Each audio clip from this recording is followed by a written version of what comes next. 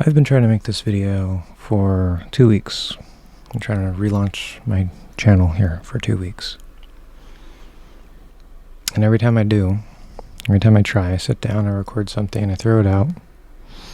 I revise my bullet points, try to do a script, throw it out. We live in scary times. I don't want to be doing this. I really don't.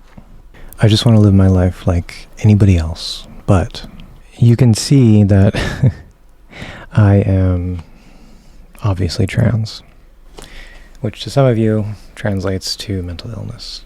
When I first came out to myself, it was August of 2024. I had spent the previous 8 or so years going through the shame purge cycle, thinking there's something wrong with me, trying to cure myself of my mental illness, not knowing how the science works or all the mountains of data that we have, just digging myself out of a deep, deep repression that I had been living under in this hollow, empty shell for all of my life up to that point, 35 years. When I was finally able to accept myself, a lot of noise that was in my head stopped. I felt freer, I felt lighter, I felt peace for the first time in my life, a deep-seated peace in my gut. Then Trump won again in 2024. And I was so terrified that I deleted my books on Amazon that I had, because I wanted to delete my Amazon account because of shopping history with, buying skirts and stuff as I went through my shame purge cycle over the years. And like my Facebook account I had had for 2 decades gone. I completely panicked because I knew it was coming. Although some people still aren't paying attention, things have been getting slowly worse, and the Lemkin Institute has just come out and said multiple times that trans people are we're in the process of being genocided in the United States, and the UK is basically doing the same thing, as far as I understand. But I'm not going to go quietly. I tried starting this channel last year. I was doing TikTok and YouTube, mostly shorts and stuff, responding to comments. I wasn't aware that most of the internet, like 50% of the internet, is bots. Now I am. But the positive to negative interaction, the ratio on every piece of content I made pretty much was negative, hateful, bigoted. And I had felt better than I had ever felt. I felt more at peace and alive than I had ever felt. And I wanted to talk about trans issues. And after a few months of constantly being bombarded with that, it started getting to my mental health. And I think it's so funny that there's a lot of people out there who are anti-trans who say like, oh, either being trans is mentally ill, mental illness, or if you go trans, clearly look, oh, you're clearly so sad, blah blah blah blah blah. It's like, bitch, shut the fuck up. The funny thing is that it's you that give us that state. There's probably a lot of you out there who have been through that same fear that I have, whether you're trans or not.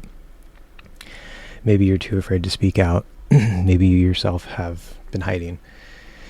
And I can't really do that anymore.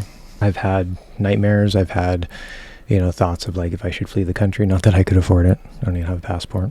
I've grown a lot stronger in myself, especially since coming out, going through this whole thing, what's going on in this country. I strongly believe that the most radical and defiant thing you can do in an age of authoritarianism is to be fully, authentically, and unapologetically yourself. Because they want to control you. They want to shape you to their version of reality. But you are who you are. That's true. That's real. They can't change that. They can't. It's not possible. They can maybe affect your behavior, make you try to hide yourself, but they can't change you. And the only way that we're going to get out of this, that we're going to live in that world that we want to live in, is to be ourselves and to shine that light in the darkness of fascism, shine that light in the darkness of patriarchy. And I do believe, as many others have said, that we're seeing an extinction burst, essentially. Now, I don't think that's guaranteed. We can't just sit and wait for that to happen, because then they will win. And we don't know the future. That's important. Because my mind always goes to the worst case scenario. And at this point, I'm much more concerned with the next generation. Now, obviously, yeah, I care about the people now, but what are we going to leave? Are we going to leave this fascist nightmare? Or are we going to leave a better, brighter, more inclusive world where we finally eradicate as much as possible the systemic racism and systemic sexism and transphobia and homophobia, et cetera, et cetera, et cetera. Seeing how it's 2 days after the 4th of July as of recording this, I was thinking about how people have fought and died for this country so that we can be who we are. So that that idea, that promise of, life, liberty, pursuit of happiness, whatever, like, we can't let those people down. We can't let them die in vain. The people who wrap themselves in the flag as a costume and they make it their personality, those aren't patriots. They're the people who want to reshape what they think the country is, should be, and has been. The only way to create the life you want, to become the person you want, to create the world that you want to live in, is to live it as much as you possibly can. My goal with this channel is, one, to, inform people of things that are going on, and to some extent talk about trans issues and other things. I want to inspire other people to be more fully themselves. That's my main message. Be authentically yourself. I'm going to be authentically me. I'm going to talk about things that are relevant to me. I'm a witch. I'm vegan. I'm probably going to talk about veganism.